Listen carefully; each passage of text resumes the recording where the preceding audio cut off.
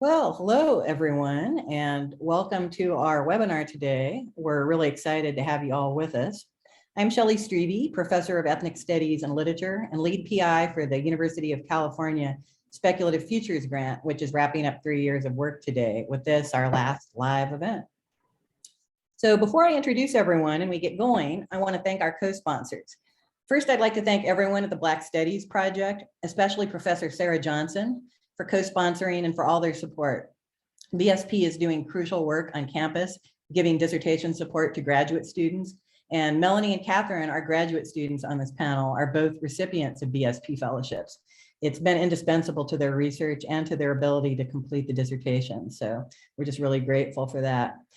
Second, I'd like to thank the Arthur C. Clarke Center for Human Imagination, especially Assistant Director Patrick Coleman. Patrick has been our main source of staff support in doing these events in the last few years, and we couldn't have done them without him. Finally, I'd like to thank everyone who has contributed their time and energy and their ideas to the work that the collective has been doing since 2010, especially my co-PIs, Christopher Fan at UCI, Neda Atanasaski at UC Santa Cruz, and Nello Hopkinson from UCR, now sadly University of British Columbia, sadly for us, and the graduate student researchers also who helped on this project, Keva Bui, Stephanie Martinez, and Melanie West. And thanks to all the people across and outside the UC system who contributed. I'm excited to hear our speakers today talking about intersections of Black studies and comic studies in their work and for the future of the field. And I'm going to introduce each one of them in the order they'll be speaking. So first, Damian Duffy and John Jennings are going to start us off by co-presenting. I'm sure you know they're the brilliant team that's produced stunning adaptations of Octavia E.Butler's Kindred and Parable of the Sower, as well as doing many other wonderful things together and separately. So Damian Duffy is a cartoonist, scholar, writer, curator, lecturer, teacher, and a Glyph Comics, Eisner Comics, and a Bram Stoker Award-winning #1 New York Times best-selling graphic novelist. He holds a MS and PhD in Library and Information Sciences from the University of Illinois at Urbana-Champaign, where he teaches courses on computers and culture and social media and global change. His many publications include academic essays in comics form on new media and learning, art books about Black comics, editorial comics, and the Butler graphic novel adaptations, which have received the Bram Stoker Award for Superior Achievement in a Graphic Novel and the Eisner Comics Award for Best Adaptation from Another Medium. John Jennings is an author, graphic novelist, curator, Harvard Fellow, New York Times bestseller, 2018 Eisner winner, and professor of media and cultural studies at University of California, Riverside. He examines the visual culture of race in various media forms, including film, illustrated fiction, and comics and graphic novels. He is also the director of Abram Comic Arts imprint Megascope, which publishes graphic novels focused on the experiences of people of color. His research interests include the visual culture of hip hop, Afrofuturism and politics, visual literacy, horror and the ethnogothic, and speculative design and its applications to visual rhetoric. Jennings is co-editor of the 2016 Eisner Award-winning collection, The Blacker the Ink, Constructions of Black Identity in Comics and Sequential Art, and co-founder organizer of the Schoenberg Center's Black Comics Book Festival in Harlem. He's co-founder and organizer of the MLK NorCal's Black Comics Art Festival in San Francisco and SoulCon, the Brown and Black Comics Expo at the Ohio State University. Deborah Whaley, our next speaker, is an artist, curator, writer, poet, and professor at the University of Iowa. From 2017 to 2020, she served as senior scholar for digital arts and humanities for Iowa's Digital Scholarship and Publishing Studio. Dr. Whaley has published original art, poetry, as well as articles on social movements, popular culture, sequential art, documentary photography, and film. She has produced one of the major works in comic studies, Black Women in Sequence, Re-inking Comics, Graphic Novels, and Anime, which explores graphic novel production and comic book fandom, focusing on African, American, African, and multi-ethnic women as deployed in television, film, animation, gaming, and print representations of comic book and graphic novel characters. Professor Whaley's first book is Disciplining Women, Alpha Kappa Alpha, Black Counterpublics, and the Cultural Politics of Black Sororities. She is also co-editor of the recent NYU Press book, Keywords for Comic Studies. Dr. Whaley has created several digital projects, including Addressing the Crisis, which is an online journal focused on public sphere engagements with the theories of Stuart Hall. She was co-curator of the University of Iowa Museum of Art exhibition, Two Turntables and a Microphone, hip hop context featuring Harry Allen's part of the permanent record, photos from the previous century. And she has served as a consultant or feature writer for exhibitions on Black popular music and Black sequential art. Whaley is editor with Mark Anderson of the journal Addressing the Crisis and is on the editorial board of the journal American Studies. Our next speaker, Melanie West, is an artist, science fiction writer, and a PhD student in ethnic studies and recipient of a Black Studies Project fellowship to work on her dissertation, Afrofuturism and Practice. She is the author of the short story, What You Pass For, which appeared in 2018 in the Magazine of Fantasy and Science Fiction, one of the top publications in the field, and was the recipient of the 2015 Octavia E.Butler Scholarship, awarded by the Carl Brandon Society to attend the Clarion Workshop, where Octavia also got her start. She is also this quarter's GSR for Speculative Futures, and she helped put this event together, and she made the beautiful poster for the event, which we really appreciate. Katherine Steelman is curator, writer, PhD student in ethnic studies, and a recipient of a BSP fellowship to work on her dissertation on representations of Haitian Blackness in Tijuana, including comics. Broadly, her work examines how sexually non-normative spaces are socially and materially constructed in Tijuana by analyzing cultural texts juxtaposed with collaborative ethnographic work with Haitian migrants in Tijuana. I'm really happy to hear the five of them talking together because Katherine and Melanie were my teaching assistants when I taught our 400-person ethnic studies class, in which we read parts of Deborah's book, Black Women in Sequence, together with Damian's and John's graphic novel adaptation of Butler's Parable of the Sower. And it was very powerful to teach them together. So please join me in welcoming this great group of people. We'll have them speak in the order I introduced them, and then we'll have a brief conversation at the end where we'll take some questions and hear some comments. And also feel free to drop questions into chat and we can see if we can get to some of them that way. So John and Damian will start us off, and here we go. Thank you. Thank you. And thanks so much for having us. Let me share my screen. All right. So yes, John and I have been working together for, where are we at, 17 years? I mean, roughly 17 years. All right, we'll go with that. Yep. While I try to make this full screen. Ah, there it goes. Okay. Yeah, so our first graphic novel you can see there is called The Whole Consumer Culture, with the guy with the scary mouth in his stomach. And that was one of our kind of first forays into making comics that were both for just sort of entertainment value, but also for kind of academic value. It was a book that was made to be problematic on purpose and be taught kind of at a college level, discussing kind of the buying and selling of race and gender stereotypes through mass media.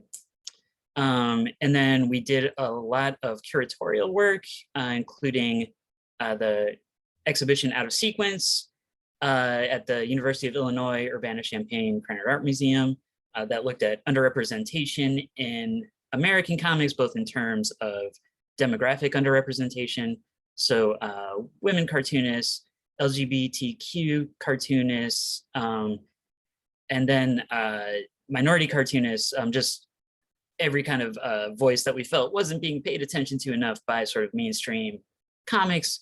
And then also aesthetic underrepresentation. So idea of comics made for galleries, abstract comics. We took web comics and printed them, projected print comics, just sort of showing those kind of wide varieties capable of the form. And that was preceded by the exhibition Other Heroes, which, John, I feel like you should talk about Other Heroes. I definitely will.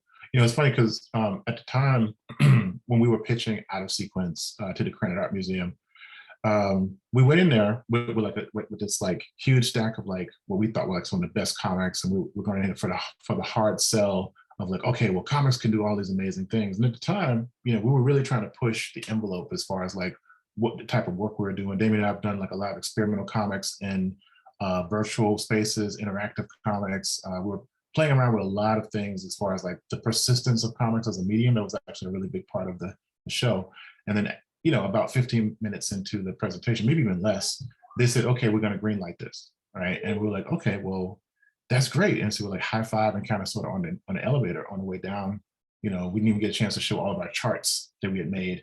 And then we realized we had not curated a show before. We're like, oh, you know what, we should probably maybe like do a quote unquote practice show.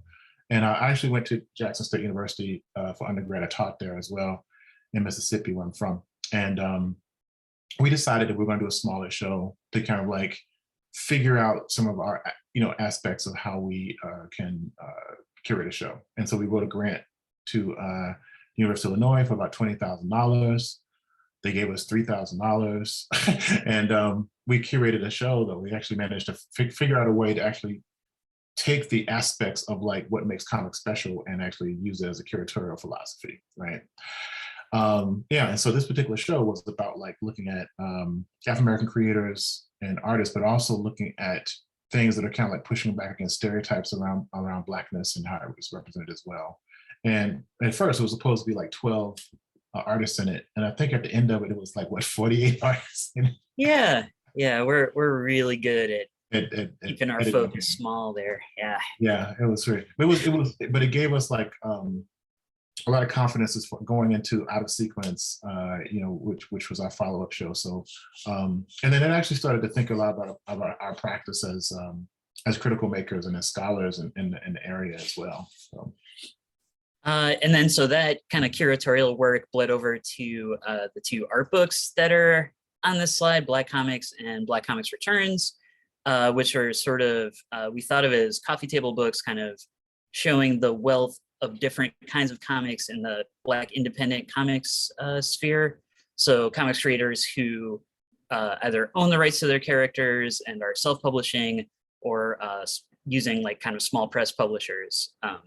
That was our focus. And the first book had about like 50 artists. About 50 artists. Yeah. And then Black Comics Returns had like 100 artists. So again, we're very terrible at editing. You're right. Yeah. But and then we left out like a million other amazing Black artists, both from the US and the diaspora. But the idea was just sort of to create these documents that could both sort of serve as a snapshot of this like thriving and growing independent arts culture, but also present kind of an entry point for people to sort of, find artists that they in particular, like their work or identified with the stories, and kind of find out more about them. Yeah. So in the midst of that, we also did this comic Kid Code Channel Zero with John's other collaborative duo, Professor Stacey Robinson. Him and John are Black Kirby. Right. Talk about Black Kirby, John. Well, here's the thing. So Stacey and I, actually Stacey studied under me at University of Buffalo, and this is before that particular conversation happened, but it was around the same time that the Avengers had come out and it made $1 billion, and also around the same time that Jack Kirby's family was trying to get remuneration for his characters that he co-created, mostly created.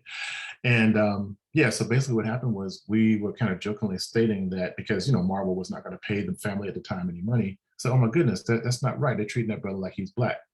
And so, and we were like, wow, we should just call him Black Kirby. And it was like really this kind of like moment between friends. We're talking about just the, how Black folk, and honestly, how Jewish people have been treated throughout history too, as far as like, anti-Semitic issues as well.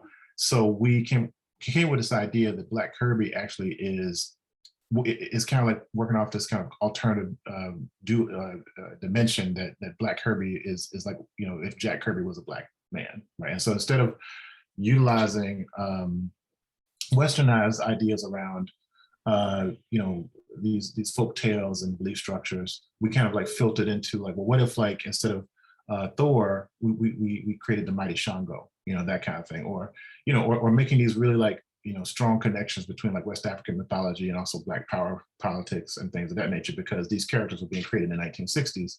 And so we created like this kind of design fiction called Black Kirby, where we kind of share an avatar. And and so that's kind of like what we started. And that's actually about 10 years ago, actually. So we're getting ready to do a show about that work now.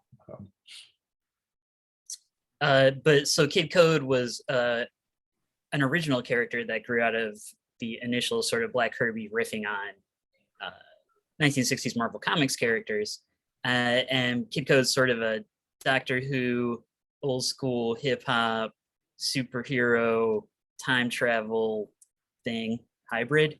And they had John and Stacy had the story figured out and kind of the art done, and they were kind enough to invite me to letter it and also kind of put in some dialogue and stuff. So I ended up, I think just because they know I'm OCD or whatever, I was like, oh, I know what we should do, and like, you know, so I ended up like rewriting a bunch of stuff, or really more paring it down because Kid Code comes with a giant mythology.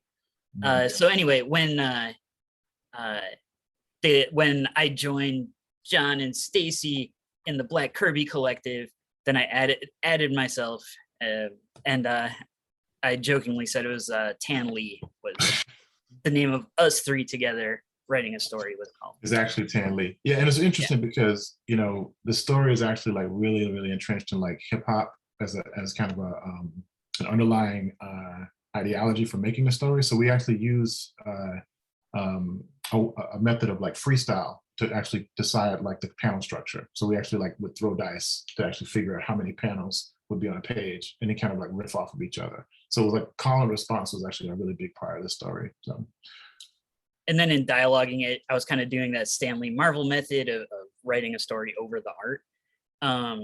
But then also I took that as license to put in as many like references to hip hop songs or like just references in general. So yeah, that's Kid Code. Kid Code's awesome. So yeah, anyway, John and I, in these 17 years we've been working together, our collective was called J2D2 because of our names, and also it let us make this little robot logo guy, logo bot who hates humanity. And not all of this work, but a lot of this work really seemed to lead into the project we're sort of most known for collaborating on, which is adapting the fiction of Octavia E.Butler for Abrams Comic Arts, beginning with Kindred, which came out in 2017. right. And much to our delight and surprise and honor, it did really well. It won awards. It was a New York Times bestseller. And because of that, the publisher and the Butler estate asked us, gave us the choice of what works would we like to adapt next. And so that was 2017, just after the last guy was elected. And it just seemed like Parable of the Sower was the way to go. Seemed to really speak to the historical moment. And that is what most of this will be about. So a lot of this is just talking about kind of the process of how we adapted Parable of the Sower and kind of what made us want to adapt these two books. We're working on Parable of Talents right now. Why in particular? And as I said, it was, as many people have said at this point, the prescience of those novels in sort of predicting climate catastrophe, income inequality, and just sort of the death of public education and so many things that have come true, including in Parable of the Talents. There's a president who comes to power, pseudo-fascist president comes to power under the slogan "Make America Great Again," which in 2017 seemed like an important story to tell, just because it seemed so on the nose, even though it was actually Butler talking about Reagan, pulling from a slogan Reagan had, because Trump plagiarizes everything. These are quotes from Octavia talking about, she didn't mean the book to be a prophecy, she meant it to be a warning. She wrote it as a kind of, if this goes on, science fiction novel, meant to sort of warn where kind of conservative, neoliberal politics were heading in America, and how the politics in America were pushing towards a more sort of right-wing fascist idea, which unfortunately, again, seemed really prescient and seemed like an important perspective on the current moment. So that was why we chose it, which, much like with the art exhibition, seemed like a great idea at the time, but then they were like, oh, now we have to do it, which is always a little, a little harder. But the process started with me writing a script, and And these are some sort of images of the work I do in writing the script. I read Parable of the Sower like 14 times, which I don't recommend anyone do, but I did it, and glad I did it. I don't know if I'll read it again, but and I do a lot of kind of sketches, just breaking down ideas of different scenes and so forth. I also do a bunch of doodles inside the book on the margins to kind of break down important bits or find themes that connect to other themes and so forth. And this was, I was listening to this Blacks of the Future Afrofuturist playlist on Spotify that our friend Natasha Womack co-curated with Janelle Monet. That seemed like a good place to be in when I started working on the script. So this is the first image John ever did for Parable of the Sower. It was in the back of the paperback edition of Kindred. It's kind of a preview and to let people know what our next project was. And then I started in on the script, and like all good comics, it comes from superheroes. Not really. But it was from a couple of people who made superhero comics. There was this interview with the famous comics writer Alan Moore, known for like Watchmen and V for Vendetta, many things. He took this kind of edict from a Superman editor named Mort Weisinger, who had a reputation of being a jerk, just not a nice guy. But he would only allow, if you have 6 panels on a page of comics, he would only allow 35 words per panel. So Alan Moore, being British and I guess good at math, I don't know if that tracks, he figured out it would be, you would have a maximum of 210 words per page of comics.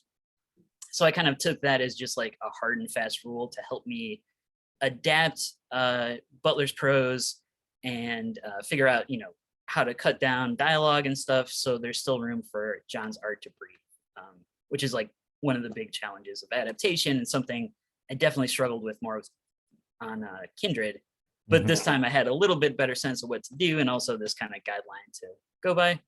And then I also do in the script different visualizations of ideas for scenes and stuff. Like I color coded all the characters in this opening bike ride scene to hopefully make it easier for John to keep track of who's in each image.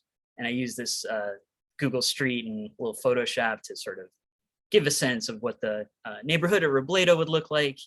And that this is just some other process work from the script and how it sort of translates into the finished piece. The first scene in Parable is main character Lauren Olamina relating a recurring dream that she has. And I toyed with like taking out that part for space. I mean, that's a question we have to ask with like every scene. Just because we have a limited page count in our contract before we start the book. But I realized because Lauren Olamina is such a kind of visionary character, it made sense to sort of keep her dreams in and you know, keep the focus on it. And we used this notebook kind of motif to sort of symbolize the dreams, but also to show that the novel is being told through her journals, to sort of bring a visual element of journaling into the design. And this is what my scripts look like. It's just Microsoft Word done in a kind of outline format with just descriptions of the panels and then what narration and dialogue goes in. And occasionally I'll do these visualizations if I have a crazy idea for like a layout or something, composition. And John is kind enough to take my rough sketches and turn them into beautiful art like you see here. And this scene was particularly important because we wanted to visualize Lauren's hyper-empathy syndrome, her sort of ability or disability, depending on who you ask, to feel the pain and pleasure she sees other people experience. Right. So that's the work I'm doing.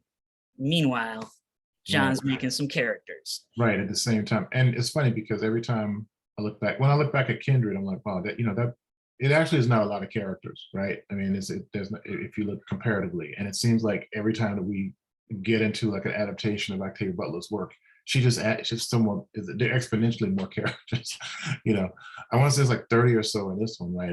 I want to say it's like 60 or something in Parable of Talents. It's kind of wild. And yeah, so while Damian's working on this and adapting the script, which by the way, and I always mention this, very, very good script. Like his first draft of of Parable of the Sower it really was like reading the novel as a comic book. It was pretty amazing. The other thing that we did was we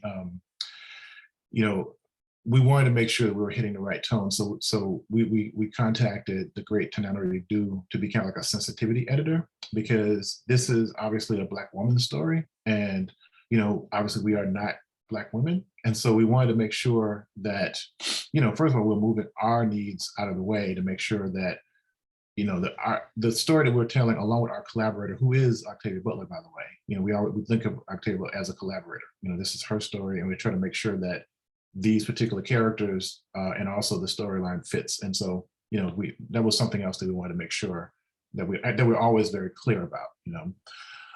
So this is some of the sketches of Lauren. We kind of based her younger hairstyle off of at the time Imazli Dukan, who's a friend of ours, who's a filmmaker. We really dug her haircut, so we thought it'd be kind of cool to actually base Lauren's hairstyle after that. The other thing too is that she does go through a lot of changes in the story. I mean, by the end of the Talents, I mean, she's like she's very old. So we want to make sure that we could track who she was when she's cutting her hair, because there's a point in the story where she shaves her hair off to look more masculine, to avoid being sexually assaulted on the road, because the fabric of society is falling apart. So what we decided to do is give her this mole that is kind of like a birthmark right there, that actually shows, we were thinking about it as a seed, like, so to mark her as the sower. So it's like a seed birthmark, so that's the idea.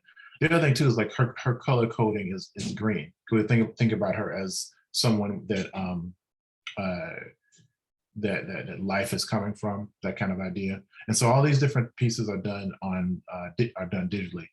I worked on a lot of the work, or actually all the work for Kindred by hand. It was drawn, and it was actually, I used Sharpies to actually ink it, because I wanted to use a medium that was very difficult to control. And so I made the full-blown transition to do digital work for a Parable of the Sower. So it was totally done digitally.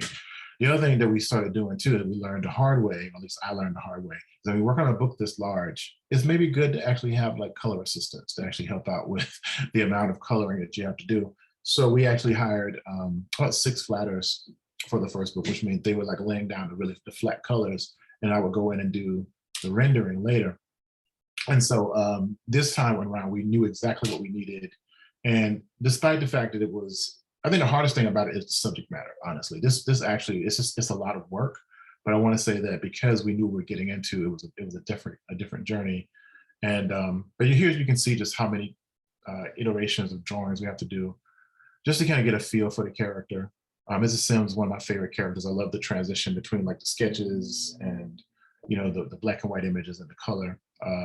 And also too, what's interesting about this is that when I worked on Kindred, I lived in Buffalo, New York. I actually was on the East Coast. And as you know, a lot of Kindred happens on the East Coast. It's in Maryland, back in time, but still. And then, I take this job at UCR, and, a lot of the story is actually happening in the area that I live in. There's actually a character in the second book from Riverside, actually, a little boy from Riverside who's actually in Parallel Talent. So as Damian was saying, like, there's this kind of like prescience. There's also this notion of this particular story happening like right now. I actually, living in the middle of the Inland Empire with fires raging and with, homeless population escalating and, police brutality and these types of different issues that are happening. And also too, just in general, like just disillusionment of what's going on with the government, things of that nature. All these things were part of this particular thought process I was putting into this. The other thing too is like during this process, my wife was pregnant with our little boy Jackson, and so I was actually, we're trying to birth this particular the book baby at the same time as the boy baby, and then when he gets here, I'm thinking about the Afro future in a very different way, and what it means to actually be in this space. It was an extremely surreal experience while we were working on this. Anyway. Where'd you go, Damian? Damian's driving. Oh, I think my video died. Oh no. That's okay. Just pretend like the little head's talking. It's cool. Okay, I'll do that. It's weird, but I'll do it. Yeah, but here's some more illustrations of like what Lauren could have looked like or was going to look like. And again, just moving really, really fast. I love this setup here because Mancoli just looks suspicious. I love it. He's like, he's skeptical of everything, right? So I was like, Also, the way this is set up, it looks like he's skeptical of himself. he's skeptical of himself, exactly, right. Oh, And this was tons of drawings. So these characters hold a special place in my heart because they show up towards the end of the book. And I remember I didn't have many pages left to work with in the script. And I was like, oh, great. She added like 1,000 more characters just at the very end. So, I mean, I think we did a decent job of introducing them, but that was a place where I definitely felt like could have used more space. Yeah. Yeah, again, all these characters are coming in after she starts her journey. It's wild. So this is an image of kind of the process of going from script to finished art. And in between, John does thumbnail sketches of the entire book, which you can see examples of here. And then for the advanced reader's copy, which is like a kind of cheap rough copy of the book that the publisher makes and hands out the year before the book comes out at like the American Library Association annual convention or different Comic Cons. So they use this rough art with, so I end up lettering the book usually like 2.5 times because I'll do it first on the rough art. And then when finished art comes in, things move around a bit or some changes have to be made, like the font change between the advanced reader's copy here and the finished font was this one because it was more legible. And then you can see sort of the art start to come in and the color and changes through that.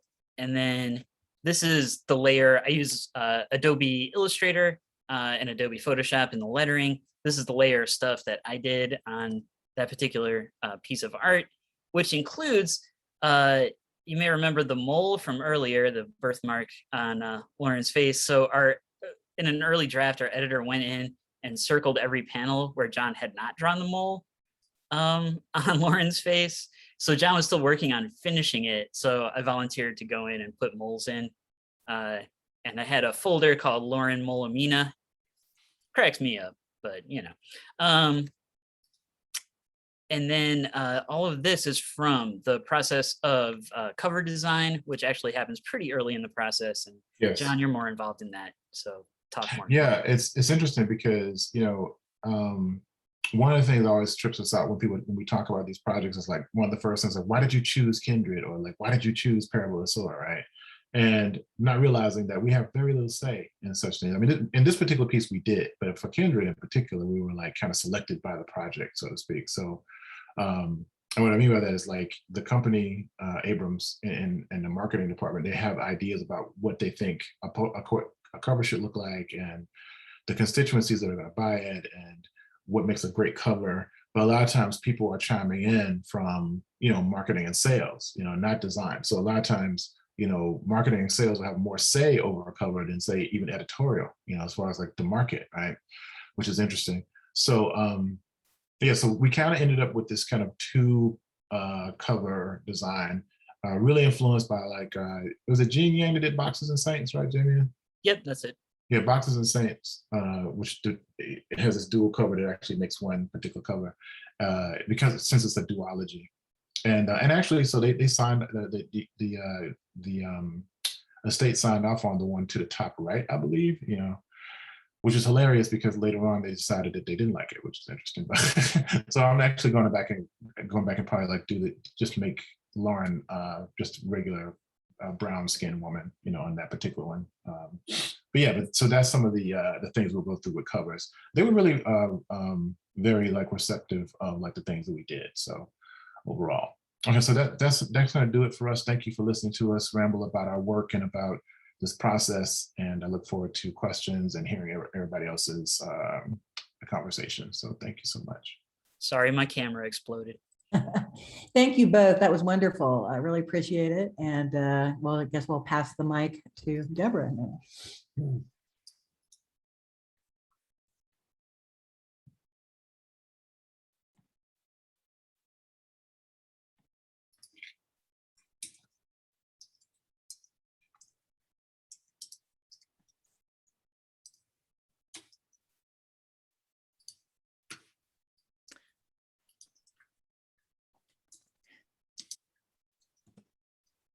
Well, thank you all so much for this invitation, and to everyone who helped put the panel together behind the scenes, and all the sponsors and everyone who's watching the webinar sort of out there in the internet space. So I have about 20 minutes to talk about the arc of my book, Black Women in Sequence, and I am going to move through fairly quickly. It came out in October of 2015. A lot of folks have read it, both in the fandom community and the scholarly community. So what I really want to do, more so than get a lot into the specifics, is to more so talk about the contribution I try to make, mostly theoretical, but in one instance, more so methodological in each chapter. So I'll move through that somewhat quickly. But I'm really excited to talk about what I'm doing now. And hopefully that doesn't seem selfish, but I've done some stuff on comics most recently that's either just been published or it's coming down the docket in a year. And we're really hoping for the possibility of a second edition of Black Women in Sequence. So some iterations of this stuff might come later in another version. So I'll talk about what's new and what's next. So my book, Black Women in Sequence, it has 5 chapters, and here on the screen, I have a snapshot of what I tried to do theoretically, and I'll go into more detail about each one of these things, but just wanted to sort of list them here so you have a purview before I get into each chapter. So I'll talk about re-inking the nation, my theory of cultural front comics, how I use semiotics and signs to talk about Black women as signs for Africa, a bit about Asian American studies and the theory of trans-Pacific subjectivity, and Black postmodern comics, and some categories that I articulated to talk about and to think about Black women artists and writers and creators, and in some cases creators and fans at the same time.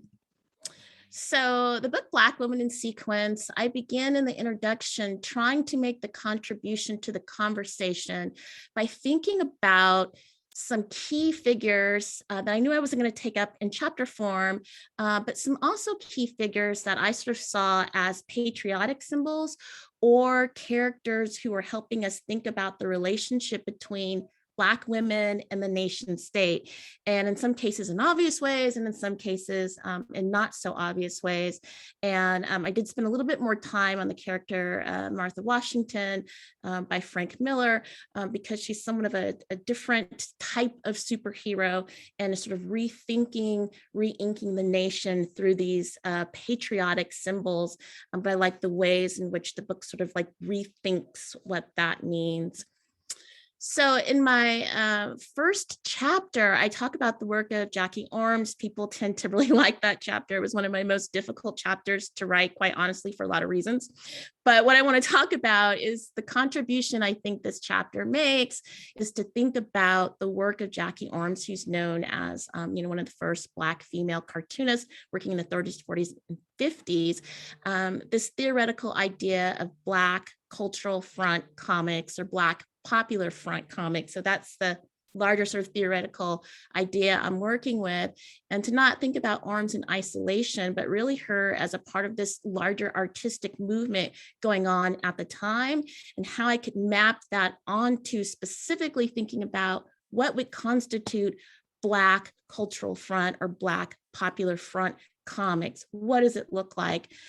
In each chapter, I'm always thinking about a variety of aesthetic things as well, but that's the theoretical contribution that I wanted to make. The second contribution, and so this is more, this is a bit more topical, but was to talk about the ways in which Jackie Ormes in some ways had to, but she really wanted to use her comics to talk about the issues of the day, and to talk about her comics and use her comics as news. And I'm really indebted to Sherry Tucker at UC Santa Cruz. We had lots of conversations about news women in general, like in these historical moments. And then, I did some extra work really thinking about where Black women enter into that conversation, but that's that contribution I'm making, I hope, in this chapter. So people like the Catwoman chapter as well. It started as an article. And if there's a second edition of Black Women in Sequence, and again, we're really hoping that there will be, so stay tuned. This chapter will probably go because you can find it elsewhere in a journal. And so it might not seem really revolutionary to talk about post-racial discourses or fandom or camp. But when I first began writing it, we were about to have the first president of African descent. And the discourse at that time was we were moving into a post-racial society. So I really wanted to debunk that, think about historically and think about it in present times and the future. Lots of stuff on fandom. But when I started this sort of methodological intervention I was trying to make was to think about ethnography. Again, lots of work on fandom before that, and lots of great work after. But at this time, to say, "Oh, I'm talking to people on the internet," the idea was like, well, why? You can't trust what they say. I mean, this idea of talking about this wasn't as well known as it is today. And then finally, the contribution was to talk about camp. Lots of folks have done that, but the discourse around the character, I really wanted to think about not only the racial ethnic shift, but particularly the Black women iterations of this character, and to think about camp, not only with the 1960s Catwoman, but with the Catwoman film that everybody hated. The point is, well, so what? It's camp. And if you think about it that way, that film is bad. Therefore, it's great for a lot of things, including a more recent iteration that tries to meld this sort of historical, 1960s versions with the kind of failed Halle Berry versions. So I have this chapter on the mainstream characters, Marvel, DC, basically talking about characters that a lot of people already know, and one character that very few people know. So I look at Wonder Woman, I look at X-Men, I look at the Storm, the beautiful Storm graphic novel done by the late Jerome Dickey, and then different iterations of the character Vixen, who's appeared in a lot of different comics. But the theoretical intervention that I was aiming to make, and that I feel that I did make with this, is again to think about Black women as not just signs in general, but specifically signs as Africa. And even how did they stand in for, how did they become a metonym for Africa, or even the relationship between the US and Africa, and imagined Africa. And even trying to link that back to some of the beginning portions of the book where I talk about this idea of Black women characters re-inking the nation. And so, what this chapter does sort of theoretically is not only to think about Black women as signs and reference, but to also provide that historical context to think about, okay, at these different moments that these various titles were created, what was going on in contemporary or historical relations in terms of civil rights, in terms of a lot of different things. So the idea to learn history as you're thinking about this larger theoretical idea with popular characters. I would say my second most difficult chapter to write, and my most favorite, I don't get asked about it a lot, unfortunately, was my chapter on anime. And one chapter on anime, again, I know a lot of you have read the book, but specifically looking at Black girlhood and Black sexualized girlhood, which is an area I didn't intend to go into at all. I was just sort of led there by the research and the material and getting more into fandom and cosplay. But the idea is to theoretically, one, think about the global flows of anime and to sort of begin there, talk about how people read race on anime characters, and then to really specifically get into a character imagined as Black, but from a Japanese creator. She's read racially in different ways. In the end, I kind of come down to, it doesn't matter how you map her racially, and that's what makes the character so amazing, is that so many people can see themselves in the character, but really wanting to think about trans-Pacific subjectivity, this character as an articulated combination of Japanese aesthetics and Japanese understandings, maybe of what sort of character that could be conceived of or thought about, however you think racially, but precisely because there's moments in it where she specifically says she's from Africa, wanting to go back to Africa, all these things.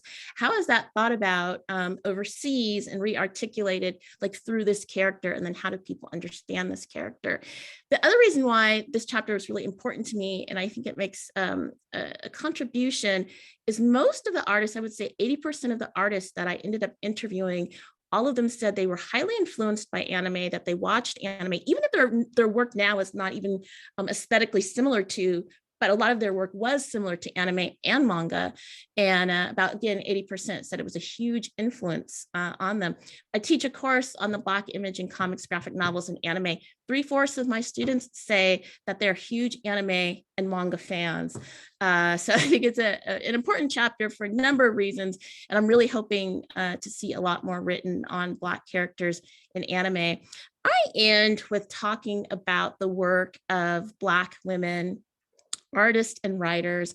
And, we hear this a lot, cite Black women. It's important, say their names. So I'm going to say their name, most of which I interviewed, though not all of them. So this chapter would not have been possible, nor the art that everybody loves. A lot of people say one of the things, in addition to the content, that I really like about Black women in sequence is it's so beautiful. I love the images. I love the art. That wouldn't exist without Barbara Brandon, Nara Walker, Lisa Adams. Rashida Jones is a writer, not an illustrator, but her work is amazing and the art in it is amazing. Ashley Woods, Afua Richardson, and Kaylin Pickens Rich, who's one of the contemporary artists, or I've just most recently written about her, so I don't talk about her in the book, although I wanted to, I just did not have time, but I got to it later, so that's good. So I articulated these categories to sort of think through theoretically some ideas about the different ways in which Blackness may be reimagined. I wanted to return to earlier work I did on Afro anime and thinking about Blackness through the work of some of these women. And I did a previous piece on the work of Erin Magruder and was sort of working with this idea of Afro anime and graphic Blackness. And this was, I don't know, this was like maybe 2011 that came out. So I wanted to sort of return to this idea of Afro anime, lots of stuff on Afrofuturism, which Damian and John talked about. And I'm sure the other panelists will talk about as well. That's something I play with, amazing, sort of established thing that folks are talking about. But I definitely wanted to see some of these writers and illustrators as, working in these traditions, but pushing the boundaries farther pushing the boundaries farther and maybe doing something with these categories from their vantage point that may look different than what's out there now and what was out there at the time of their work. Afropunk, thinking a lot about the combination of music and comics. The real contribution I'm hoping to make here, or that I did make, is this articulated category of Afrophantasmagoria and thinking about manga and Afro manga and dream imagery and fantasy comics, and even visually how you can create a sort of dream-like aesthetic with still images, but also with beautiful writing that crosses genres between visual poetry and even more in the what many folks call the boy love manga form, and Afrogoth. So I get to that in the article, as I said.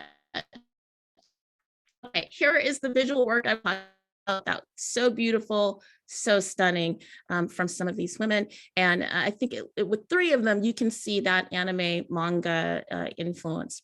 So something I published about a year and a half ago in an anthology edited by Frederick Luis Aldama, the Routledge Companion to Gender and Sexuality in Comics, is a piece on the artist and writer Kaylin Pickens Rich.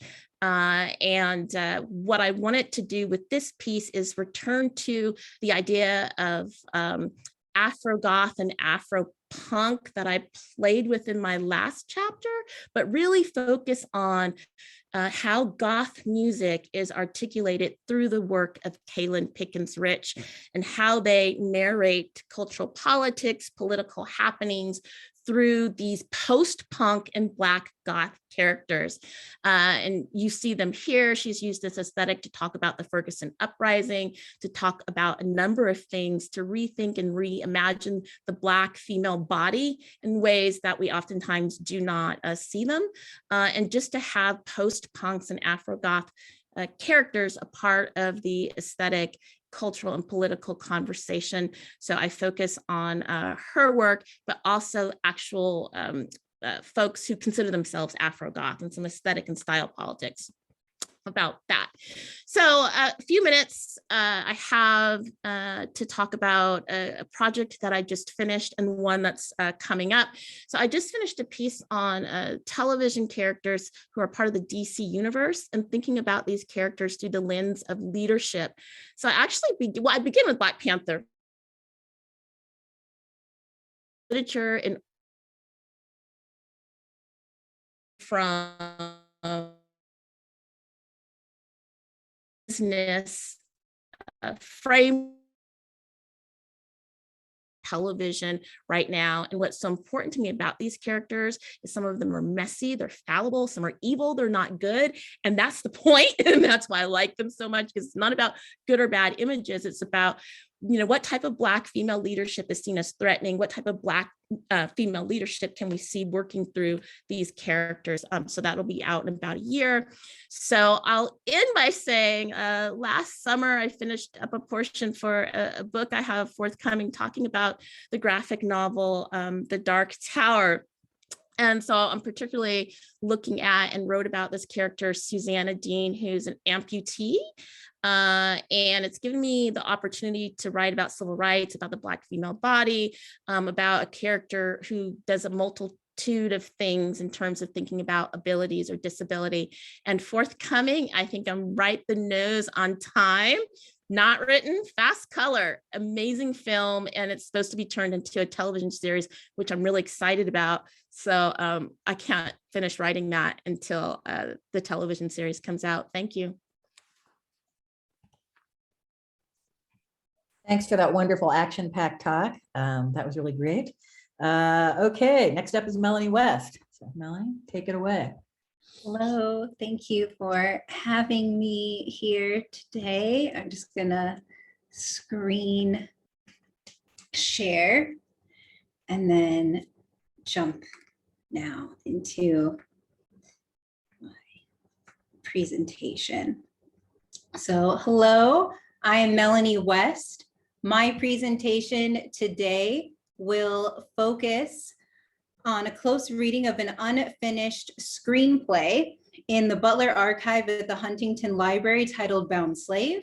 I will then connect my work on Bound Slave to a preview of an emerging 6-page comic from the 4th chapter of my dissertation.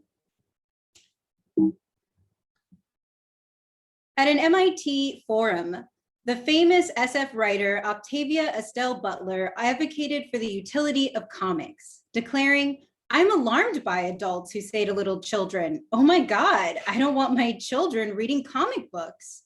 Butler argued canonically sanctioned or enlightened literature often bores the crap out of kids because the works were not written for them. Butler contended comics were a great recommendation for young people because what mattered most was supporting anything that gets them into reading. This was not the first time Butler publicly advocated for comics. Butler collected comics and supported the reading of comics throughout her entire lifetime because she considered comics and sequential art important forms of cultural production on the same spectrum with literature as modes of Black speculative imagining and what is now called Afrofuturism, a movement in which Black people use multiple forms of culture to speculate on and reshape interconnections among the future, present, and past. Butler's investment in comics and the subsequent impact of comics upon her work are an important and underdeveloped site of study, especially in relation to Butler's Afrofuturism. In the article, Bred to be Superhuman, Comic Books and Afrofuturism in Octavia Butler's Pattern series, Gary Canavan argues Butler's Pattern Master series exists existed in part as an Afrofuturist and feminist critique of the Marvel and DC superhero comics she collected. Canavan argues Butler partially created a new history of the superhero genre by centering the perspectives of those from below. The predominantly Black and historically marginalized characters in Butler's Patternist series oppose the traditional superhero logics and empowered populations typically excluded from rhetorics of privilege, master races, and special gifts. I read Butler's Afrofuturist refusal and complication of dominant comic book conventions in relation to her extensive collection of materials now housed at the Huntington Library in San Marino, California. Within the Butler archive at the Huntington Library, I found an emerging and incomplete screenplay titled Bound Slave. Bound Slave represents Butler's overlooked contributions to visual mediums. Butler embraced visual mediums and had a lifelong romance with comics. Butler collected Marvel and DC comics throughout her life and advocated for the medium when reading comics was controversial. Although Butler never wrote any comics in her lifetime, I argue her screenplay Bound Slave can be read as a comics. Deborah Elizabeth Whaley theorizes a comics as the work of Black underground comic makers who call into question the idea of Blackness, the process of nation making, and the cultural politics of difference. Bound Slave, with its cinematic intentions and its scripted format mirroring the textual draft of emerging comics, highlights Butler's commitment to visual mediums, such as comics. The politics of the screenplay then meet the criteria of a comics with its challenging and complex depictions of Blackness, which highlight and undermine organizing practices of the nation state and the construction of difference. Bound Slave was written in 1975 and depicts the escape of a Black slave named Rin in an undisclosed future. The technology surrounding the characters, including a remote-controlled car with no steering wheel, emphasizes an era of scientific advancement frequently associated with social, material, and political progress. However, slavery still persists. The protagonist, Rin, has fled from a master called Lord Jose. The narrative begins with a description of an escape. The script states in all capital letters, fade interior car, close-up of small hand power saw, slowly cutting through white metal bracelet on Black wrists, night. The man cutting the bracelet, and later revealed to be an overseer, is explicitly identified as white in the description notes for the characters, while the former owner of the bracelet belongs to the described Black protagonist, Rin. Although many of the characters, including Rin, have Japanese names, the explicitly revealed races of the characters focus on those identified with whiteness or Blackness. Perhaps this white-Black binary among the characters is intentional within a power structure ruled by a presumably or possibly non-Black and non-white character. I speculate these details were included to emphasize how the politics of anti-Blackness and white supremacy can travel, adapt, and reinvent themselves beyond their associated and historical origins, as the majority of conventional North American plantation logics and the traditions of Black, anti-Black chattel slavery prevail within the screenplay. The white overseer aiding Rin confesses that he will never have a vulnerability to bondage like Rin due to his whiteness. The narrative strongly suggests Rin is marked for slavery on the basis of his Blackness. The machination of bondage is also marked as white for every character in the story. For Rin, it is a white bracelet that must be cut for him to fully escape. For the overseers in the story, it is a white choker on their necks that marks them as the policing property of Lord Jose. After Rin's bracelet is cut, he runs through a park and hides in the bushes. Helicopters hang overhead and several overseers search for him on foot. While hiding, Rin listens to the overseers express their frustration. The overseers fear punishment from Lord Jose, but they are also angry. Rin has changed his name. All of the active subordinates of Lord Jose must carry his name as their surname. However, now that Rin has escaped, people have been referring to him as Rin Sidarko. Rin Sidarko appears to be his given name beyond bondage. Upon hearing this news, one of the overseers becomes furious. The overseer is clearly jealous that Rin, a former slave, has a sense of freedom he does not with the return of his original surname. This frustration then leads one of the overseers to touch their white metal chokers with visible pain before quickly removing their hand and suppressing the expression of their own regretted and fraught bondage. Rin's refusal to forfeit his freedom in any capacity through his name or physical bondage makes him the central heroic figure of the screenplay. But Rin does not follow traditional superhero conventions, particularly those found in the superhero narratives of the dominant mainstream comic book industry. And stay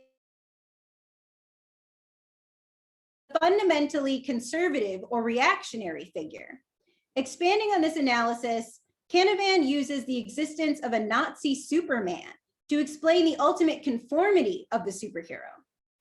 Canavan argues the title Superman Red Sun, which debuted in 2003, an alternate timeline in which the Kryptonian baby crashes in the Ukraine and consequently fights for truth, justice, and the Soviet way, reveals how little the authoritarian figure of the superhero would have to change to be legible within other systems of social organization.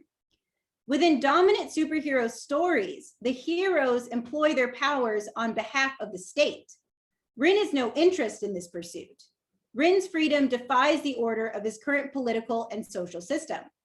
For Rin to be free, he must defy the state. And this makes his clear heroicism oppositional within conventional narratives of the superhero. Rin's oppositional heroism then displays firsthand how Butler weaved an oppositional superhero logic into her speculative fiction. Canavan argues that Butler, specifically within her Patternist series, cultivated a new history of the superhero genre from below, from the perspectives of those who are disfavored and the usual rhetoric of privilege, special gifts, and master races. Canavan argues the character Doro's project of specifically farming Black telepaths and empowering superpowered Blackness challenge the racial fantasies that have undergirded modernity. The active escape for Rin, predicated on his remarkable emotional fortitude, physical stamina, and exceptional prowess as a strategist under extreme stress, highlight his special gifts, while subverting the placement of whiteness as a master race, as he deftly evades and outsmarts the overseers. Further, the way Blackness and darkness has been positioned in Bound Slave calls into question the power dynamics surrounding conventional notions of Blackness, whiteness, light, and darkness. At the end of the manuscript, Rin has a sense of freedom beyond the overseers. Rin's rejection of the nation state and its organizing plantation logics has placed him so far outside the social order that he is able to reclaim his full name. Rin, unlike the overseers still wearing their neck bracelets, cannot entertain any investments within the nation state, and his lack of ability to invest allows him to fight for freedom. The overseers continue to drudge through and acquiesce to the nation state and its plantation politics, even as it destroys them existentially, removing their original surnames. The juxtaposition between Rin with his unbound name and the overseer still bound with Lord Josiah's surname, reveal how the supposed protections of whiteness can also be barbed with violence, as much as its spaces of exclusion to it. Rin's Blackness empowers Rin to refuse their institution, while the tragedy of whiteness here resides in its fundamental inability to untangle itself from an inherently unsustainable, dependent, and violent social order. Whiteness, forever a clutching bracelet, clings to dominance and hierarchical binaries to conceive, reproduce, and sustain itself. I argue the provided rupturing visions of race, nation-making, and the cultural politics of difference then allows the screenplay Bound Slave to be read as a comics. In the text, Black women in sequence, re-inking comics, graphic novels, and anime, Deborah Elizabeth Whaley states a comics, quotes, refers to socially relevant underground and independent forms of comics. In the 21st century, this medium currently has been used by Black women comics artists and writers to, quote, call into question the very idea of Blackness, as well as archaic ways of seeing and understanding nation making and its collision with the cultural politics of difference, end quote. Bound Slave calls into question Blackness and even bound Blackness on the basis of its supposed powerlessness, as the runaway slave within the story transforms simultaneously into a vigilante, bending and breaking the law as he takes it into his own hands to defy the state and liberate himself. The bracelet and its differing meanings between the characters in the screenplay highlights the cultural hierarchies of power that exist between the different characters. Rin's bracelet binds him as a slave, while the overseer's neck chokers bind them as the policing politic. However, everyone is bound. The binding present among all the characters then calls into question the ethics of the nation state and its process of nation making. I argue the further symbolism of light and darkness within the manuscript also questions the process of national formation as well. The light of the helicopters represents a fatal threat to Rin, while the darkness of the park and the surrounding bushes provide protection. The territory of the state, illuminated in harsh light, exists in sharp contrast to the comforting and protective spaces in the dark, hanging beyond the state's vision. Although Butler never indicated that she intended to produce any comics in her lifetime, her advocacy for comics throughout her life and her attempt to create a visual narrative in a film produces a strong connection between Bound Slave and comic making. Butler was open to multiple mediums, and the recent adaptation of her novels like Kindred and the Parable series reads as poetic justice. Butler's work has been expanded into the world of comics by the artist Jennings and the writer Damian Duffy. The recirculation of these major titles in comic form is extremely important, as publishers and readers have clearly recognized the power of comics in communicating Butler's work. Butler's works have now literally been made into a comics in both the theoretical and traditional sense. I want to continue to show and prove the power of rooting such important and political and theoretical work in speculative fiction and particularly comics. My dissertation is dedicated to forwarding Butler's legacy as I demonstrate with my own creative works the power and potential of political speculative fiction and comics. In the fourth chapter of my dissertation, it will focus on a satirical 6-page comic that I created titled ACAB, a comic. So I'm first going to give you the rundown of this comic, and then I'm going to show you the first 5 out of 6 pages that I've drawn because I have not drawn the 6th page yet. So it is a satirical comic with a black magical girl vigilante who stalks the streets in a uniform, intentionally parroting the aesthetics of the internationally renowned Japanese manga and animation Sailor Moon. ACAB, a comic, engages with the Japanese magical girl genre, which was founded on cosmic transformation in the pursuit of justice, to explore what a profound divestment from the carceral state might look like. Throughout the comic, the black magical girl saves a black woman from state execution, transforms a bullet into reparations, and inspires police officers to divest from policing. The officers, depicted as pastel pink pigs, are motivated through the magic of black vigilantism to cut off their sow exteriors, revealing identities beyond the violent constructs they have chosen to be. After their pig skins have been shed, the police officers contend with different paths forward, including therapy, re-education, and the structural necessity of defunding the police department and redistributing its resources, its funds to support access to resources, including healthcare, housing, and education. The comic concludes with the complete destruction of the police department, which is on the final page, not included in this presentation. So here's the first page where we see our protagonist. Well, we have the first, like the cover page where it says ACAB, a comic by Melanie West. And then we see our protagonist is watching TV while a moon cries behind her window. And it says from where it's supposed to be coming from her TV, according to the Washington Post, Black Americans are less than 13% of the population, but the rate at which Black Americans are killed by the police stands twice as high as the rate for white Americans. Then here on the second page, we see she has transformed. She's gone out onto the street and she stops a Black woman from dying by state execution by a police officer that is depicted as a pastel pink pig. She transforms his bullet and his gun into reparations, which on the date says overdue. And the moon is smiling, if you can see now in the background. Then on the third page, she uses her magic of Black vigilantism to inspire one of the officers to cut off his pig face. Then on the fourth page, we see several officers now participating in removing their pig skins. And one of the officer now has his eyes ignited with the same fire as our Black vigilante. Then on the final page that I have to show you, it's not the final page of the comic, it's the second to last page of the comic because I have not completed the final page yet. We see that there's one officer in therapy, there is one officer undergoing re-education. Then we see the outside of the police department, and the final officer has decided to seize the funds from their police department and redistribute it to address social needs like houselessness, accessibility to housing, accessibility to education, and accessibility to healthcare. In the last picture on this page, we see our vigilante in a construction machine because she's about to destroy the police department on the final page. So this comic is a part of a larger political commentary within my work on Blackness, captivity, whiteness, and vigilantism. I hope this comic would generate larger conversations.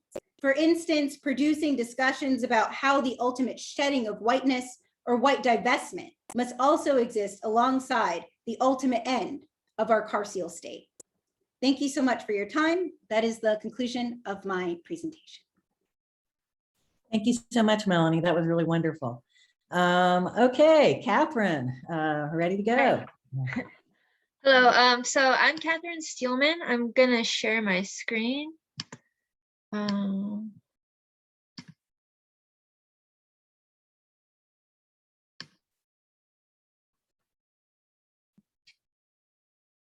See here.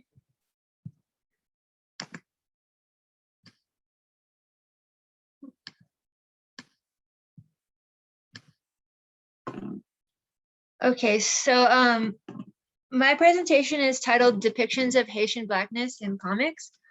In this presentation, I examine representations of Haitian Blackness historically in comics produced in 20th century Mexico and the United States to contextualize contemporary comics being published in Haiti and the diaspora. So in his study on Haitian representation in bande dessinée, which is the French translation for comic books, Charles Fordis focuses his study primarily on French representations. And this is like the biggest study on representations of Haiti in comics. He does include some discussion of US comics like Marvel's Brother Voodoo and the zombie trope that has become a staple of the industry. And he does mention some comics recently published in Haiti, both in print and digitally. But I expand on this offering by offering close readings of these texts, as well as looking at the place of Mexican comics in the history of these representations. In doing so, I hope to show how contemporary Haitian artists and writers are pushing against very specific anti-Haitian tropes and finding creative and groundbreaking ways of making and disseminating comics that are not only about Haiti, but are created by Haitians for Haitian readers. So I'm going to start off my conversation talking about one of the most famous comics in Mexico called Memín Pingüín. And this is not a representation directly of Haitian Blackness, but it is related to that. So I'm going to explain that a little bit. So the story goes that the ubiquitous Mexican comic book character Memín Pingüín was created in 1943 by Mexican author and telenovela writer Yolanda Vargas Dulce, who thought up the idea for the series after observing Black children on a trip to Cuba. The comics, in which Memín and his mother are the only Afro-descended people depicted, take cues from US minstrel cartoons of the early 20th century and are a staple of Mexican culture. While weekly issues continue to be reprinted and sold widely, They were at the height of their popularity in the 70s and 80s and helped to inform the racial ideology of multiple generations of Mexicans. In 2005, the government of Mexico released a series of 5 stamps, which are seen here, commemorating Memín Pingüín, and was immediately met with international outcry. The George W. Bush White House issued a statement condemning the stamps as racist. Then Mexican President Vicente Fox immediately responded in an exclusive interview with AP, stating that those who gave their opinion on this matter don't have the information, frankly. He goes on to state that those who made the official statement on behalf of the US government and those who spoke up in defense of minorities also did not have the information. The truth, he states, is that this character is known and loved throughout Mexico. An AP article published in the Los Angeles Times titled "Mexico's Leader Defends Divisive Postage Stamp" quotes Mexican customers who were in line to purchase the stamps. So this is quoting from the article. At the post office, some people waited hours to buy the stamps. Americans are the racists, said Cesar Alonso Alvarado, 53. They're worse than we are, but they just want to belittle us like always. The article ends with a sentence-long explanation of anti-Black racism in Mexico, followed by a quote from an Afro-Mexican activist stating that Mexican Blacks said they weren't surprised by the stamp, and many attested to being ignored or mistaken for foreigners in their own country. Quote, police frequently make people sing the national anthem if they get you on the highway or the bus station because they think you might be Central American, unquote, said Eduardo Anarve, a Black rights activist who was interviewed by telephone.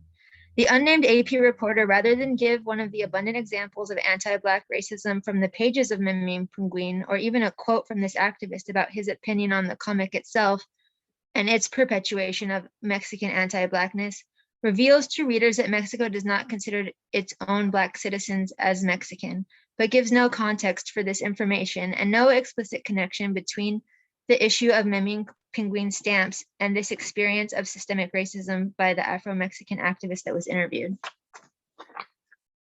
The argument from Mexican officials, media commentators, and citizens interviewed by the press at the time seemed to be that the charges of racism from the United States, the country that exported its racist ideology around the globe, were laughable, given US history of Jim Crow laws and systemic racism and anti-Black cultural production.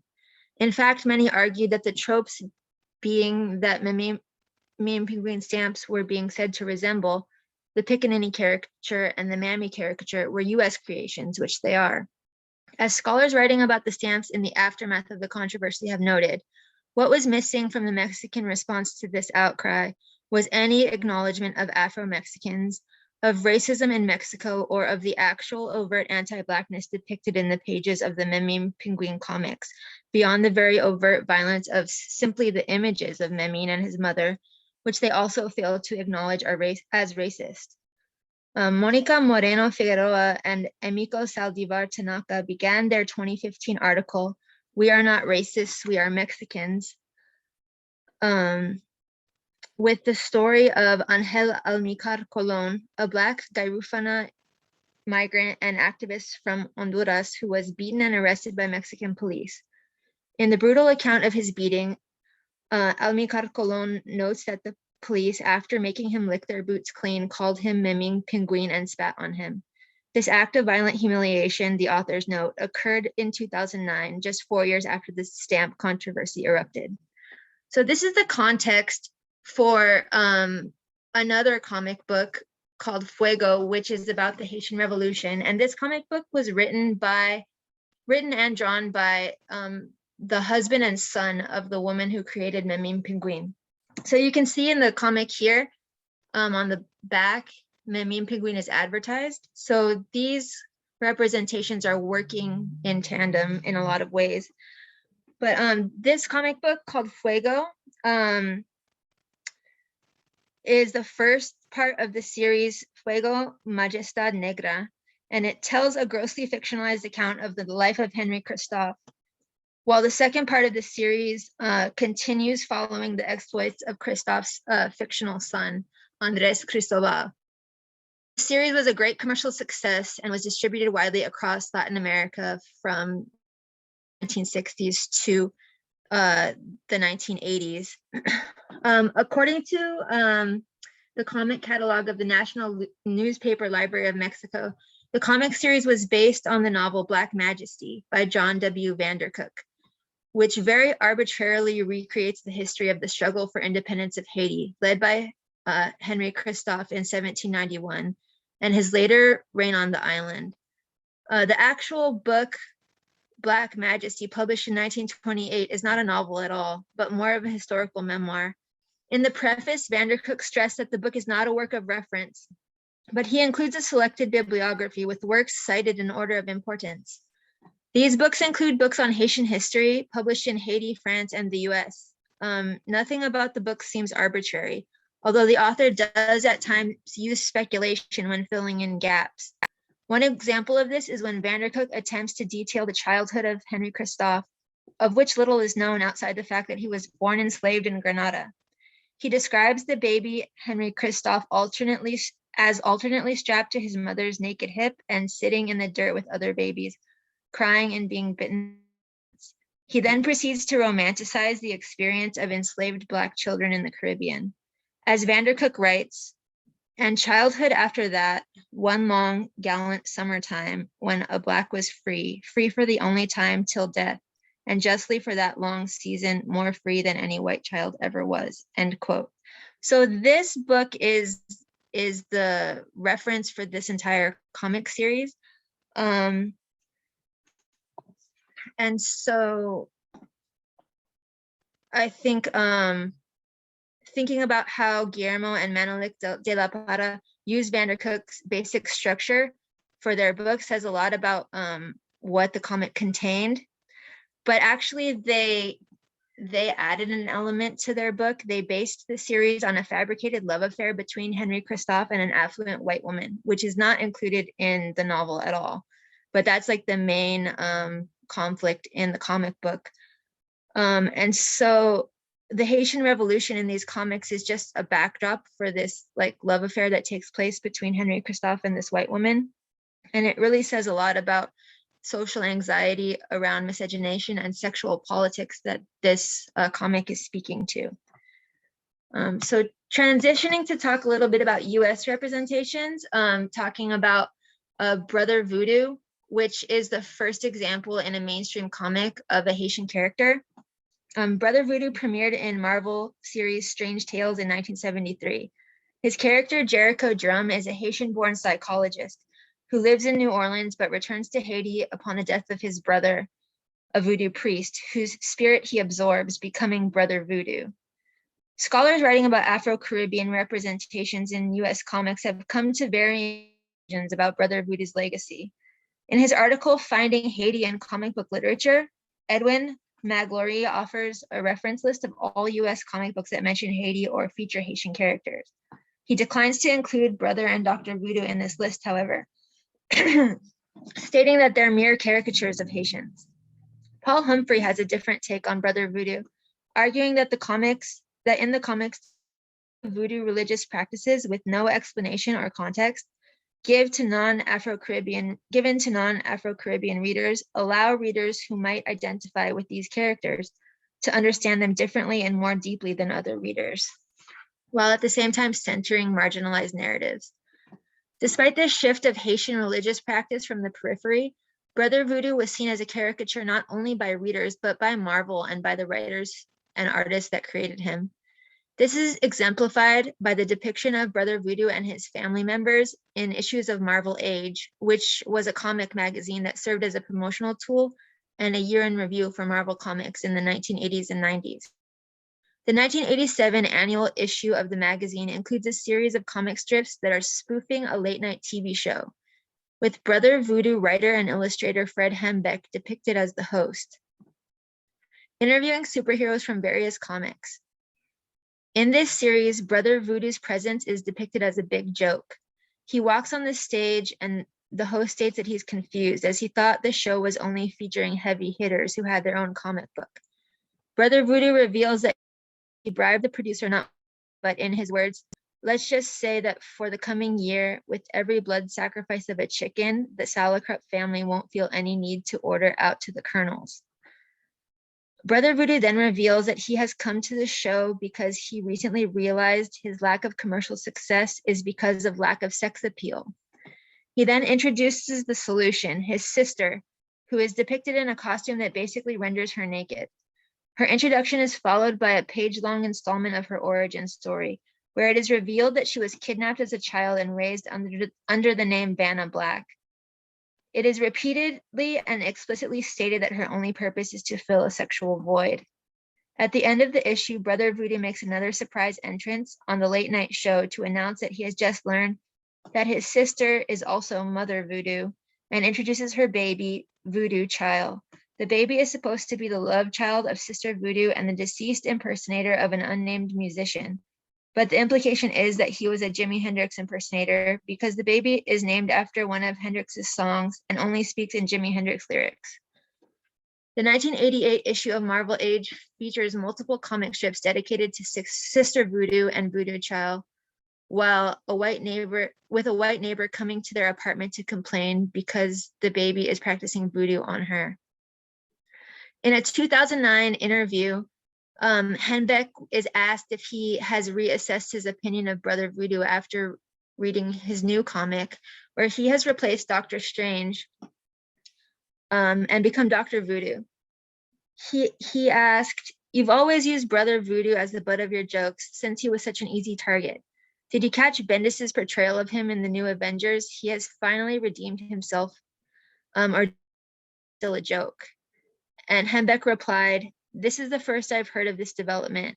Now you've got me curious, at least a little anyway." Even without having read the new series, Henbeck easily dismisses Dr. Voodoo as uninteresting and unimportant. More recently, Marvel has announced that they're going to make a television adaptation of Brother Voodoo. And I think that might be a little bit promising because of recent hires at Marvel, including Haitian writer Roxane Gay, who was hired as a writer for Black Panther. So we'll see what happens with this television adaptation.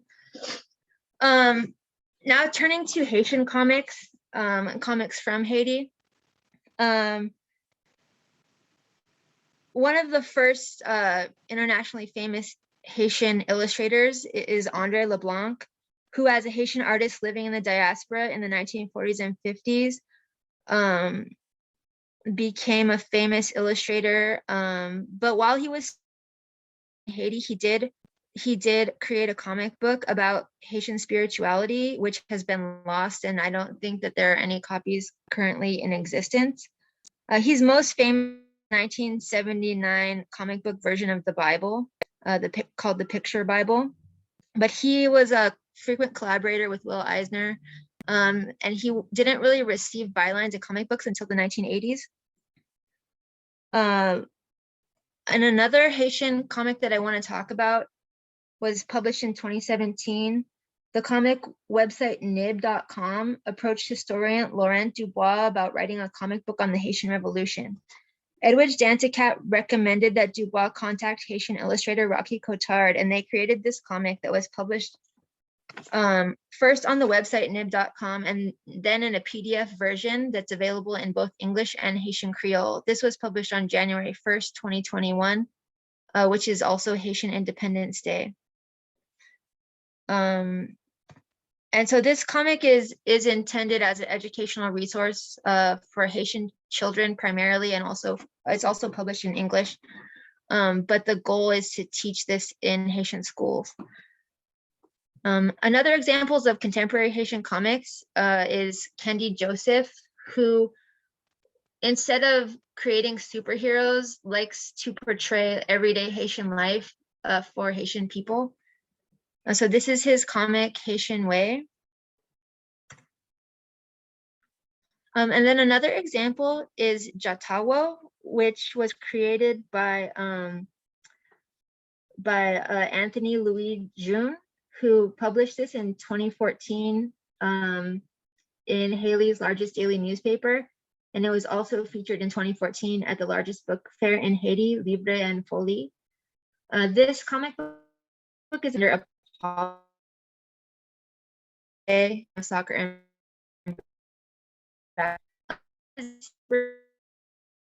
and against around the works tireless received solar disk. With the help of friends, he battles against his nemesis Night Fury, who wants to take over the world. But just quickly, Catherine, we're right at time, so we might need to kind of wrap up. Okay, sorry about that. So I just wanted to show this is kind of like a public service announcement for children in Haiti that uses Jatawo and another Haitian superhero, Tanama, to kind of encourage people to get vaccinated. And then finally, I wanted to talk about Spirit's Destiny, who is the first woman superhero of Haitian descent. She's created by Dorothy Jean. She lives in Miami and discovers she has superpowers. So that is basically the end of my presentation. Thank you so much. Thanks so much to all of you. You guys had so much in every one of these presentations that I just feel like, any one of them we could talk about for hours and hours. But thanks for your patience. And we, are right at time, but I wonder if we could hear a couple of questions or comments if anybody would like to speak. Patrick, I'm not sure how we see people to show the hands. I only see the presenters. Derek Lipscomb. Yes, can we let him talk? Yeah, can you hear me? Yes. Okay, my question is for Damian and to ask, when he was writing the script, do you ever feel, and to John also, do you ever, even though you're adapting another work, do you ever feel like you are putting a little bit of yourself into the work as well? Yeah, I mean, it's definitely, as John said, we think about it as collaborating with Right. Octavia Butler. I think, at least from my part, the parts of myself that I sort of notice putting into the work have to do with like using page compositions to tell stories, or like using the comics medium to communicate the ideas and like subtext that is in the novel. Right. So that process of finding visual language, sequential language, and sort of a graphic design language to say the same things Butler was saying, but in a different way. I feel like that's sort of where I kind of find my personal like niche in the whole process. Okay. John, you're muted. Sorry. Yeah, so what I was thinking was kind of similar to what Dr. Duffy's saying is there is well, first of all, you have to realize, like, whenever you adapt something, you're already changing the story, to a different medium. Just the nature of adaptation, and so your particular view of that medium is going to actually shift how the story works, I think. And then in comics, of course, the style of how something is done is actually going to change, the voice of the adaptation. And so I try to focus a lot on what styles I'm using and that kind of thing. And that is the type of way of putting myself into the work, I think, in a particular way, while hopefully not, stepping in a way of what the story is truly about, or hindering or disrupting Butler's narrative. Great. Thank you. Anybody else want to ask a question?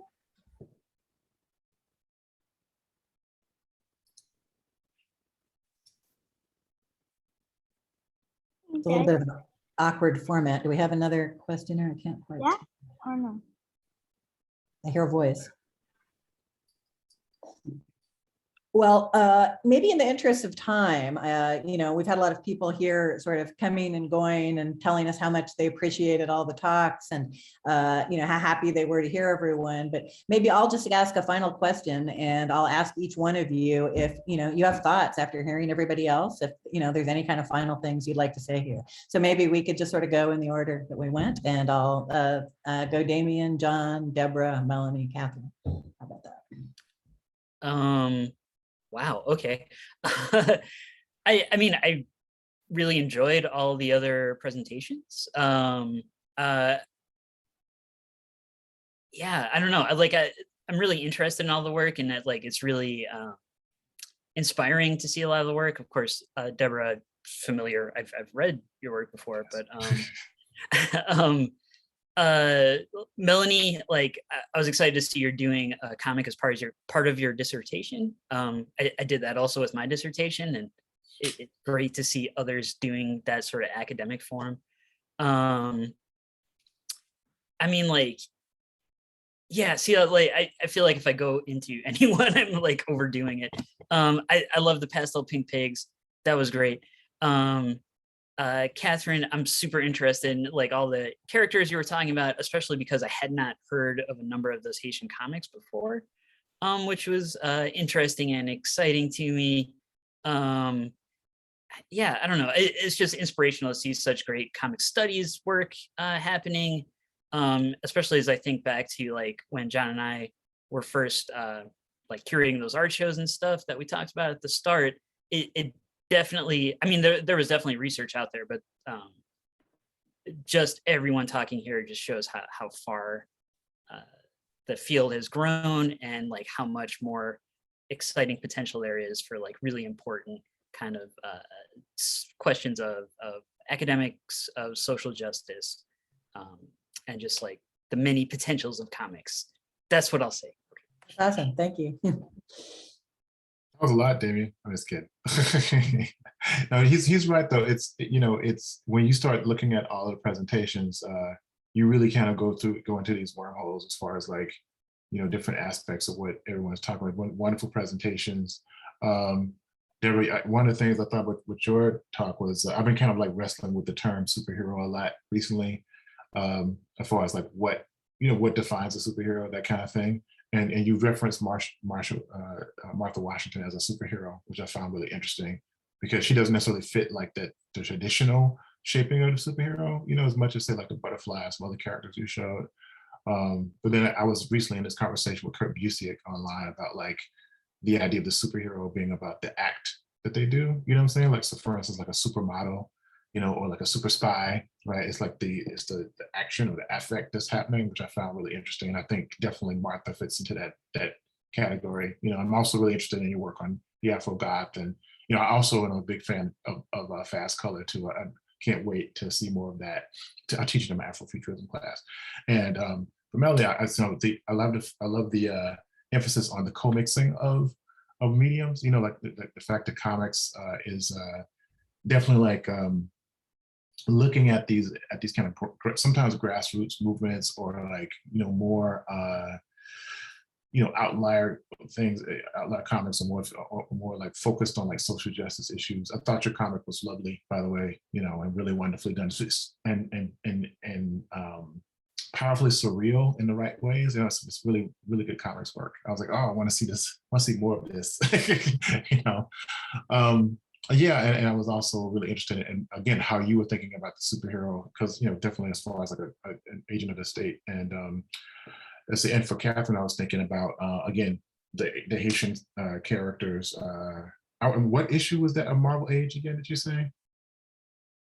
I believe it was 1987. No, what issue? I'll check it. Yeah.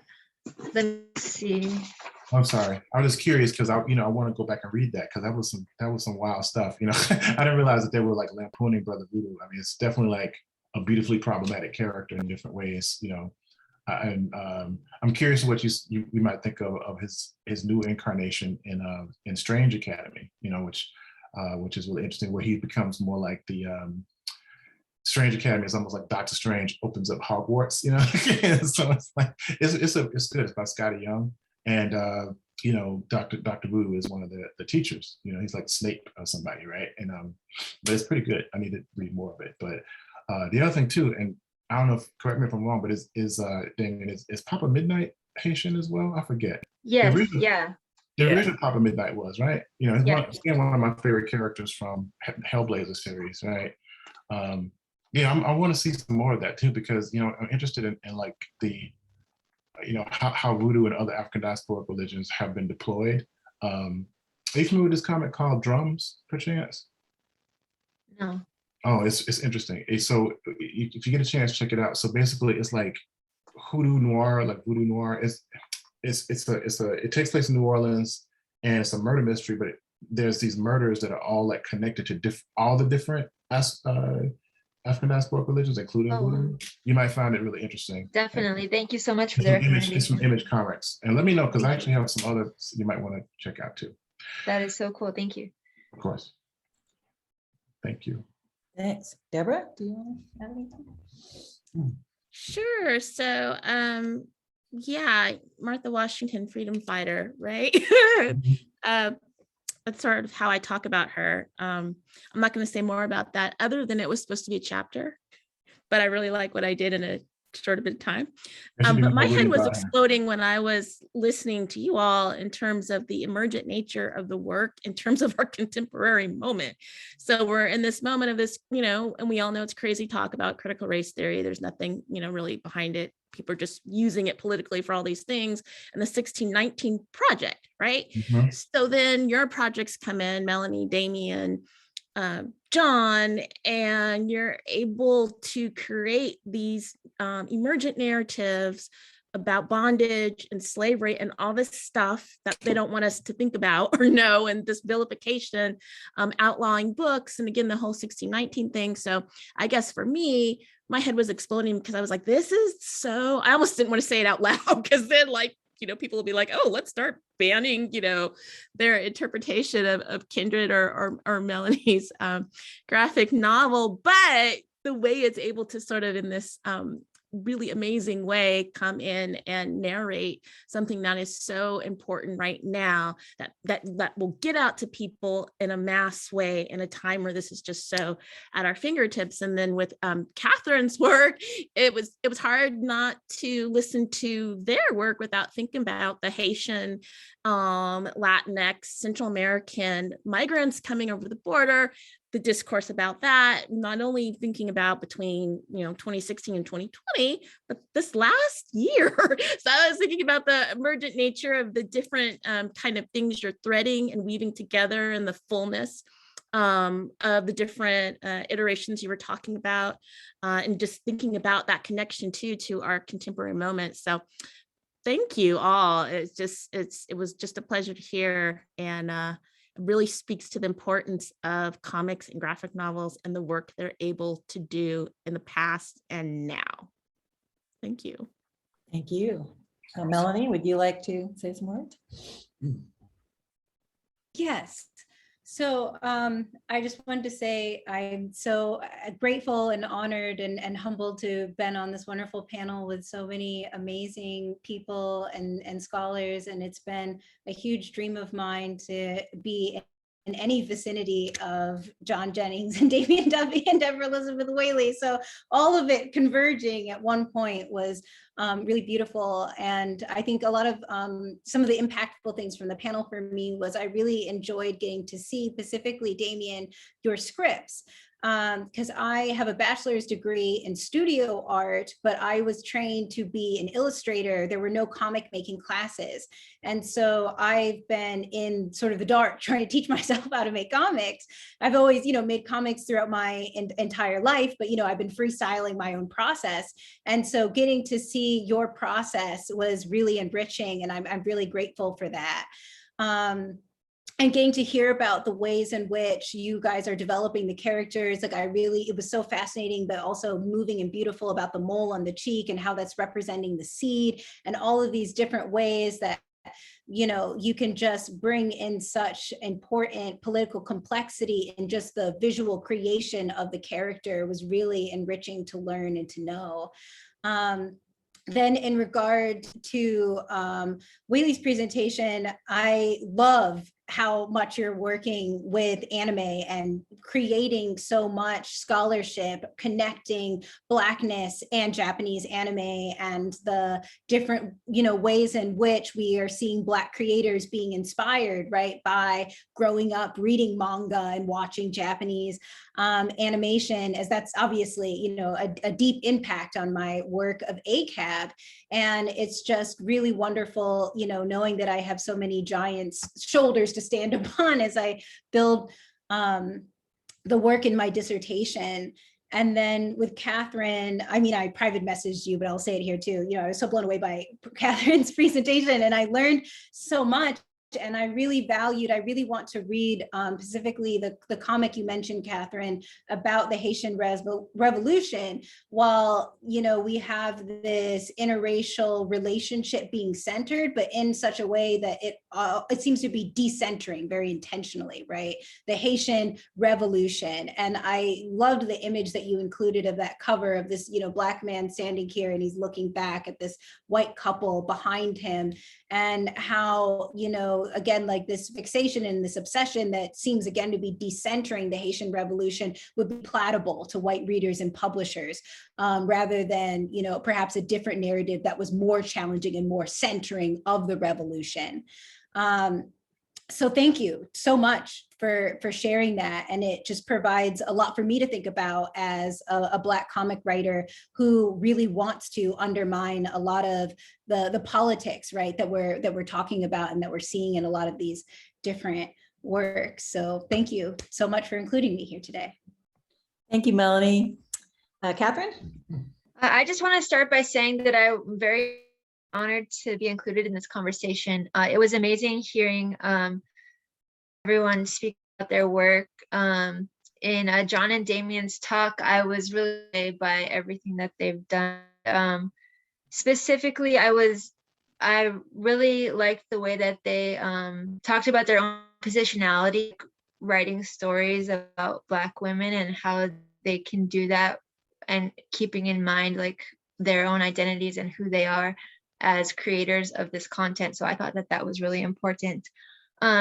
In Professor Whaley's talk, I really also liked how she emphasized the importance of citing Black women, and that was something that I took to heart. I think we can always use reminders of that, but I really enjoyed hearing about her work. And Melanie, I'm always inspired and awed by Melanie's work. I got to see a preview of the ACAB comic recently on Zoom, but it was really interesting to see how it tied in with her larger project, and I can't wait to read more of her discs. So thank you everyone for including me here. Thank you all. This was a really wonderful, beautiful event, and I loved hearing you all and dialogue together. And it means so much to all of us that you were here. And this has just been a wonderful kind of end to the quarter, I think. And so thanks again to everybody, and have a great rest of your week. And really just so glad you were here today. Thanks again. Thank you. Thank all of you for joining us. Bye-bye. Thank you. Pleasure. Thanks, Bye-bye. everyone. Nice to meet people.